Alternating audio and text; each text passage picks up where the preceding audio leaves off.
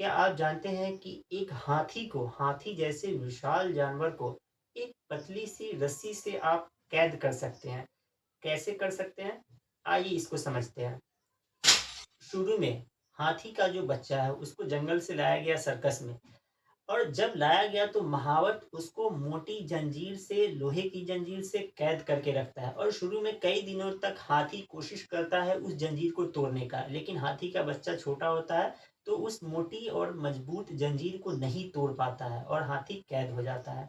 अब जब हाथी बड़ा हो जाता है, वही बच्चा हाथी का बड़ा हो जाता है, तो एक पतली सी रस्सी के बांधने के बाद भी वो हाथी कोशिश नहीं करता है उस रस्सी को तोड़ने का। क्यों?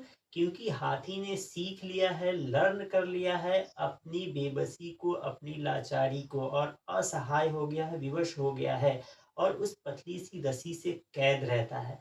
तो इसी कॉन्सेप्ट को साइकोलॉजी में बोलते हैं लर्न्ड हेल्पलेसनेस।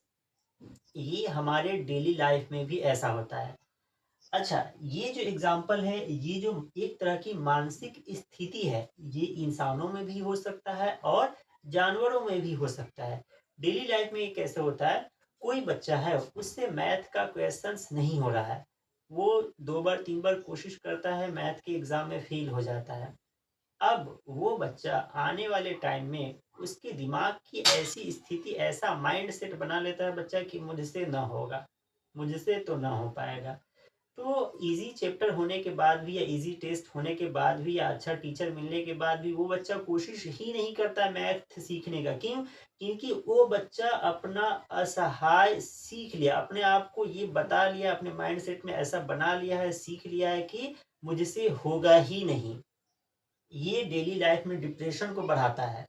इंसानों के अंदर ये डिप्रेशन को कैसे बढ़ाता है कि अगर कुछ बुरा हो रहा है हमारे साथ, तो हम बार बार ये सोचते हैं कि मेरे साथ बुरा ही हो रहा है, कभी ठीक होगा ही नहीं।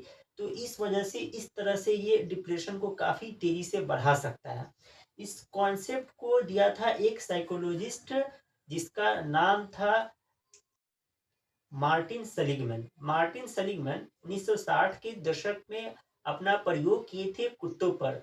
वो एक पिंजरे में कुत्ते को कैद करके रखे थे और कुत्तों को इलेक्ट्रिक शॉक दिए थे, लेकिन कुत्ता पिंजरे में कैद था तो भाग नहीं पा रहा था। बाद में फिर पिंजरे को खोल दिया गया और कुत्ते को इलेक्ट्रिक शॉक दिया गया, फिर भी वो कुत्ता नहीं भागा। मतलब वो दर्द, इलेक्ट्रिक शॉक का दर्द सह के, पीड़ा सह के उसी पिंजरे में ही रहा, भागा नहीं। क्यों? कुत्ते के माइंड में ये सेट हो गया है, ये कुत्ते ने सीख लिया है कि अब इसी दर्द के साथ ही मुझे आगे अपना जीवन व्यतीत करना है। तो इसी को बोलते हैं लर्न्ड हेल्पलेसनेस।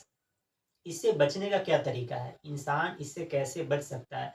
इससे बचने के लिए हमको आशावादी होना चाहिए, अच्छा उम्मीद रखना चाहिए। कैसे?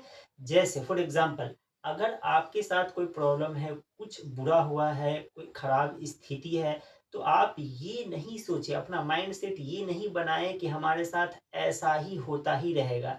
ये सोचिए कि जो बुरा वक़्त है, खराब सिचुएशन है, ये टेम्पररी है, परमानेंट नहीं है। तो इस तरह से हम लोग बच सकते हैं लर्न्ड हेल्पलेसनेस के कंडीशन से। और ये जो लर्न्ड हेल्पलेसनेस से बचने का जो साइकोलॉजी में तरीका होता है, उसको बोलते हैं लर्न्ड ऑप्टिमिज्म। तो लर्न्ड ऑप्टिमिज्म को भी सीखा जाता है।